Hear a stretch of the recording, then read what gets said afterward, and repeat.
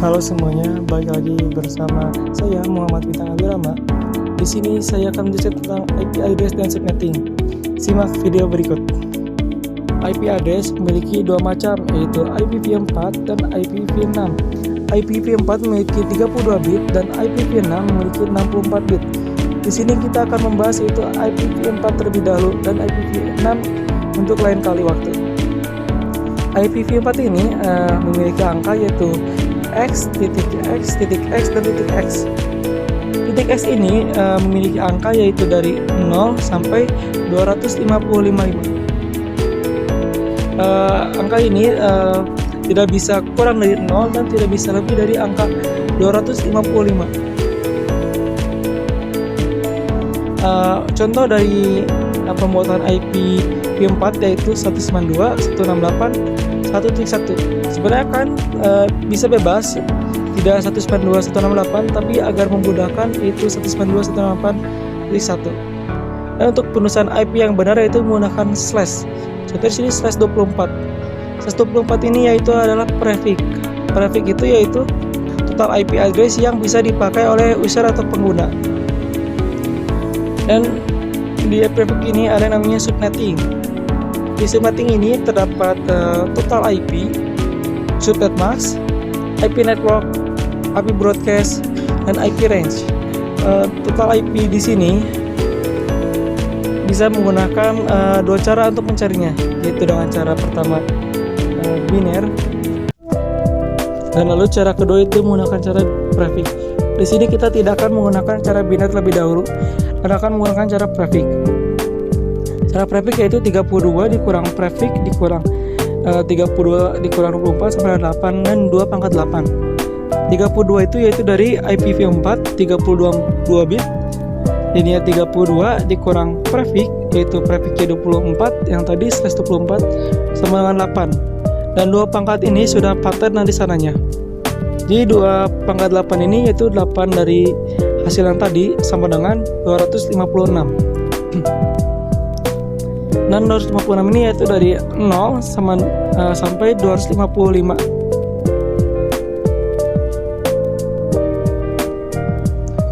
Di sini dapat dilihat yaitu di subnet max, misal di Cisco itu adalah namanya subnet max.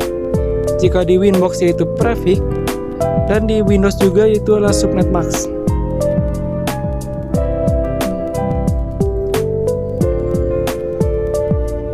Kalau kita bisa di bagian sini, kita bisa lihat rumus dari cara mencari subnet max. Caranya itu adalah 256, yaitu dari 0 sampai 255. Jadi 256 dikurang 256 yaitu dari hasil tadi 2 pangkat 8. Jadi sama dengan 0. Jadi ya cara penulisannya yaitu 255 titik 0. Dan yang diubah itu biasa hanya akhirannya saja. Lalu cara mencari IP network yaitu dari awal yaitu 0 yang angka awal. Lalu di IP broadcast itu angka terakhir yaitu 255. Jadi IP range itu angka 1 dari setelah angka 0 dari IP network. Lalu sebelum IP broadcast yaitu 255 jadi 254. Dapat dilihat di sini terdapat soal yaitu yang dengan ber-IP 172.168.5.1/26. Di sini slash itu kan 26, berarti total IP 32 dikurang dari 34 bit tadi dikurang 26 dari slash yang tadi sama dengan 6. Jadi ya 2 pangkat 6 sama dengan 64 yang dari 0 sampai 255. Jadinya di subnet max-nya rumusnya 256 dari 0255 dikurang 64 dari 2 pangkat 6 sama dengan 192. Jadi tulis 255 192. Lalu IP network-nya yaitu 0. Lalu IP broadcast-nya yaitu 63. Yaitu sebelum angka 64. Bisa dikurang dari hasil 64 tadi dikurang 1. Jadinya IP range-nya itu setelah IP network yaitu 1 dan sebelum IP broadcast yaitu 62. Di sini terdapat soal kedua yaitu dengan ber-IP 10 dan 50/27.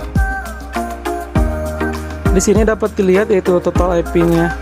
Rumus dari total IP-nya itu 32 dikurang 27 yaitu prefiknya, lalu sama dengan 5, lalu jadi 2 pangkat 5 sama dengan 32. Jadi ya subnet terbaksia yaitu 256 dari 0255 dikurang 32 itu dari 2 pangkat 5 sama dengan 224 yaitu 255 224. Lalu di IP networknya bisa lihat di sini 0, lalu IP broadcastnya yaitu 31 dari dikurang 2 pangkat 5 tadi 32. Jadi IP range-nya itu setelah IP network itu 1 dan dikurang dari IP broadcast yaitu 30 jadi ya. Di sini mengapa bisa 50 sedangkan ini 1 sampai 30 dan 4 sampai 32? Karena 1.50 ini sudah berbeda subnet, sudah berbeda blok subnet. Jadinya 1 sampai 30 itu dengan 150 sudah berbeda subnet. Di 10 20 ini sudah masuk ke subnet pertama yaitu 1 sampai rentangnya 30. Lalu untuk yang tadi, untuk yang 10 50 itu sudah masuk ke subnet blok yang kedua yaitu 311 sampai 62 range-nya. Jadi dua IP itu sudah berbeda blok subnet. Jadi mereka tidak akan bisa terhubung dan mereka pun tidak akan bisa saling terkoneksi karena mereka sudah memiliki blok subnetnya masing-masing. Baiklah, di sini saya akan menjelaskan tentang apa sih IP publik dan IP privat itu dan apa sih perbedaannya. Di sini IP publik itu kita bisa ambil contoh seperti facebook.com. Nah, facebook.com ini yaitu sebuah website yang bisa diakses oleh semua orang dan di mana saja. Jadinya di sini IP publik itu yaitu IP yang bisa diakses oleh semua orang. Jadi semua orang itu bisa mengaksesnya. Contoh lainnya itu seperti google.com yang ber-IP 888 dan ini pun bisa diakses oleh setiap user dan setiap pengguna oleh seluruh orang yang menggunakan google.com.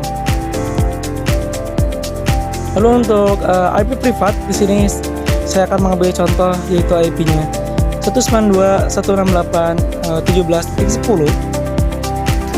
Nah, IP privat ini tidak akan bisa digunakan oleh sembarang orang saja dan hanya bisa diakses oleh pihak-pihak tertentu yang sudah memiliki akses terhadap IP privat ini.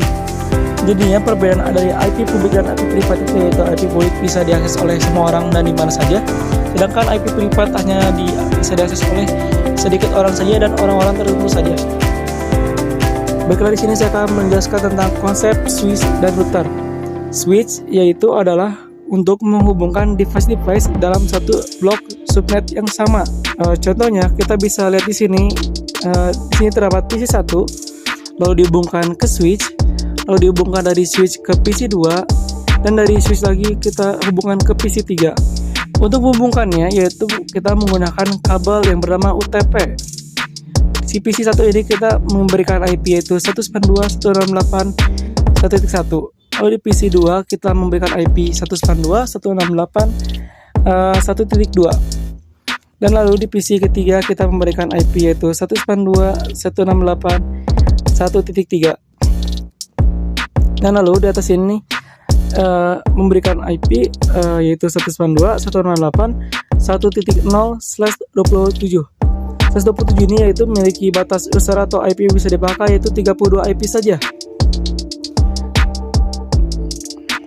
Jadi PC1 ke PC2 ini dengan switch bisa saling terhubung karena mereka memiliki satu blok subnet yang sama, yaitu mereka tidak lebih dari prefix IP tersendiri yaitu 32. Lalu di sini terdapat router, yaitu router adalah untuk menghubungkan device-device dalam blok subnet yang berbeda. Contohnya dapat kita lihat di bawah sini. Kita memiliki PC1 terhubung ke switch, lalu ke PC2, lalu dari PC lagi ke PC3. Tapi di sini yang berbeda adalah di sini terdapat PC4, yaitu PC4 ini yang memiliki blok subnet yang berbeda, lalu dihubungkan kepada router, lalu dari router dihubungkan ke switch. Nah, di sini meskipun PC4 memiliki blok subnet yang berbeda, tapi bisa terhubung. Mengapa bisa terhubung?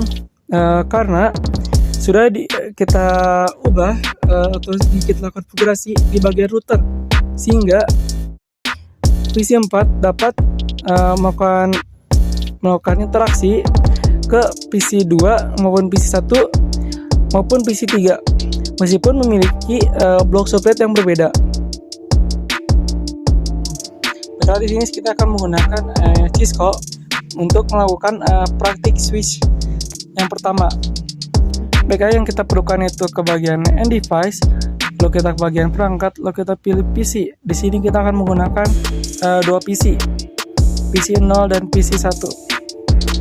Lalu kita ke bagian network device, lalu kita ke bagian switch, lalu kita pilih ke yang kita mau. Saya di sini menggunakan 2950. Lalu kita ke bagian connection type, lalu kita sambungkan dari PC0 ke switch dan dari PC1 ke switch juga. Baiklah, jika sudah menyambungkan kabel, selanjutnya kita akan melakukan konfigurasi pada PC. Di sini kita ke bagian desktop, lalu kita ke bagian IP configuration.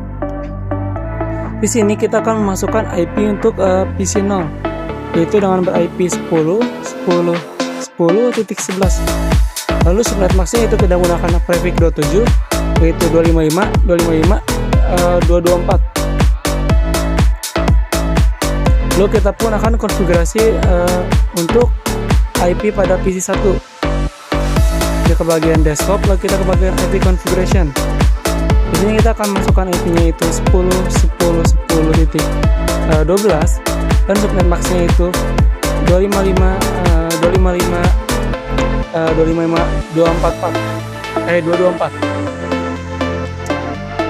Jika sudah begitu, kita akan melakukan tes. Di sini kita akan bisa melakukan dua tes dengan cara pertama itu melakukan ping.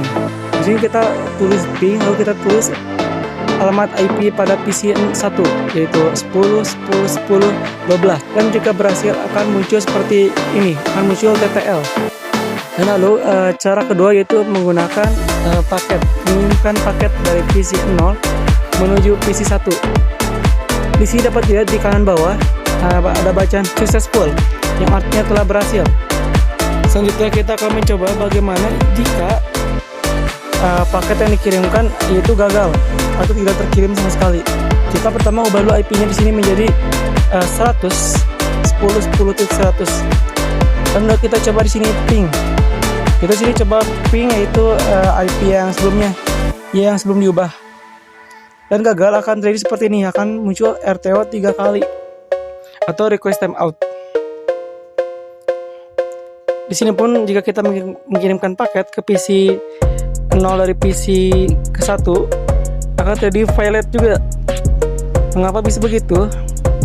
Karena subnet max yaitu yang kita berikan yaitu 224, dan 224 itu yaitu batasnya nyala 32, sehingga jika kita lihat di PC1 yaitu titik 100 dan batasnya 224, maka tidak akan terhubung karena sudah melebihi blok subnet yang diberikan. Selanjutnya kita akan praktik switch untuk yang kedua di Cisco. Untuk yang kedua ini kita akan menggunakan 3 PC, yaitu PC2, lalu PC3, dan lalu PC4. Setelah itu kita pun menambahkan satu switch. Setelah kita menambahkan satu switch, mari kita sambungkan menggunakan connect type otomatis dari PC2 ke switch, lalu PC3 ke switch, dan PC4 ke switch. Selanjutnya kita akan mengonfigurasi untuk PC2. Di sini kita akan memberikan IP di bagian desktop, lalu di bagian IP configuration. Di sini kan kita akan memberikan IP-nya yaitu, dan kita lihat catatan, yaitu menggunakan blok subnet yang kedua yaitu 33 sampai 62. Jadinya kita akan memberikan untuk IP pada PC2 itu 10.10.10.33. Dan lalu untuk subnet maxnya itu 255.255.254. Dan juga untuk PC3 yaitu kita isi dengan IP yaitu 10.10.10.10.34 dan dengan subnet yaitu 255.255.254. Dan lalu untuk PC4 yaitu kita memberikan IP 10.10.10.35 dan subnet maxnya yaitu 255.255.254. Jika sudah, kita akan mencoba mengetesnya dengan cara mengirimkan paket dari PC 0 ke PC 3 lalu dari PC 3 ke PC 4. Dan kita bisa di bawah ada bagian successful yang artinya PC 2, PC 3 dan PC 4 saling terhubung.